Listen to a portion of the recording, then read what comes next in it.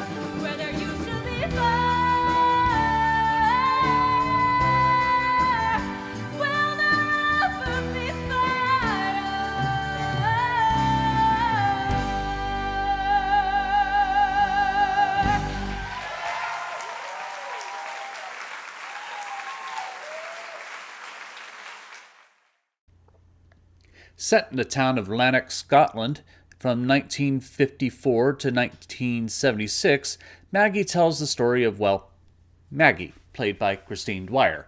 With 2 boys and another on the way, she loses her husband, Big Jimmy, played by Anthony Festa, in a mining accident near the top of the show.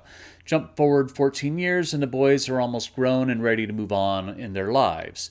There's the eldest, Shug, played by Jeffrey Kringer, who, though has an aptitude towards music, follows his father's footsteps as a miner to help support his family. The middle child, Tommy, played by Wes Williams, is a footballer, and the youngest, wee Jimmy, played by Sam Primick, is a meek, bookish boy still in school and picked on by his elder brothers.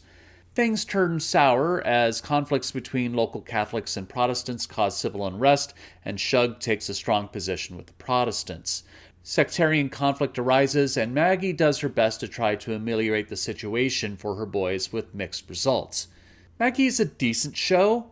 Musically, it's a little all over the place, mixing Scottish influence with American pop stylings and a splash of gospel thrown in there as well, which, like the number Livin' It Up, felt out of character to the piece, even if it is a fun, rollicking piece.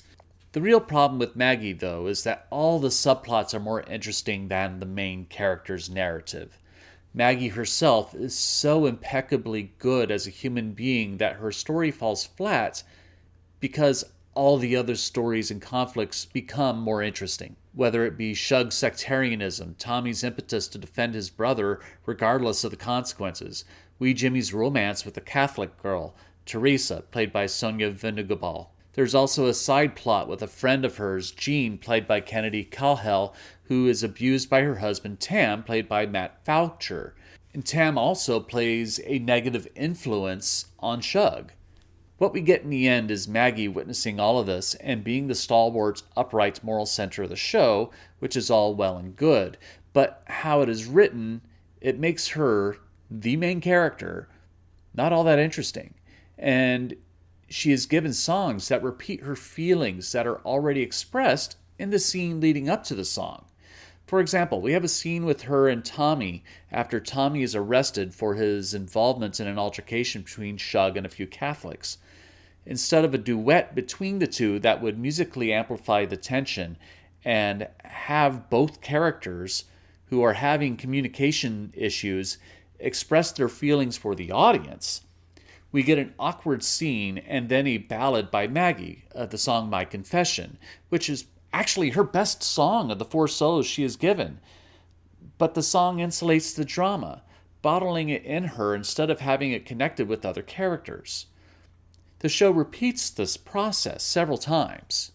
Where Johnny Reid, Matt Murray, and Bob Foster get it right is with Tommy and Shug's song, Getting Out of Here. A great duet between the two guys that tells a story and moves the plot as they encourage each other to look beyond their small town and pursue their dreams as a musician and a footballer. I would like to have seen more numbers like that. The performances are all solid, even great sometimes. There are some great supporting performances, particularly Sophia Clarke as Sadie, another friend of Maggie, and Maggie's gay brother-in-law, Uncle Charles, played by Ryan Duncan, another character with a criminally underutilized subplot. Clarke is alive and brilliant with charisma as Sadie. Duncan has enough flair to be a bit of comic relief, but not overstepping the reality of the prejudice Charles would have faced at that time. Kringer, Williams, and Primick are all solid as the three brothers, though I think they could have used a little more development with their characters. As for Dwyer, she's good, but the songs and direction don't serve her performance as she spends too much time singing about feelings we already know she has in a pop fashion that turns her performance from actor to pop singer. It makes the songs a little boring in a theatrical sense. Beowulf Boritt's scenic design is great as always, erecting a giant stone wall that represents the centuries-old architecture of Lanark. The wall has well-placed divisions in it to backlight it in places to give it some dimension, which I like. It's simple, but effective. The show doesn't give too much room for choreography, but what is there is delightful, and EJ Boyle gets the dancers and the cast some momentary bursts of excellence that are enjoyable to watch.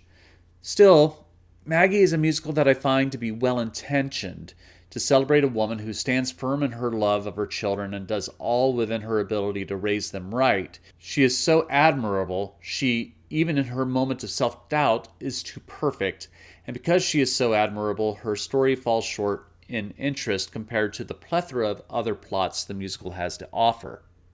But I am only one man's opinion, so be sure to leave yours in the comments below. If you'd like to see Maggie, I'll leave a link in the description where you can get tickets.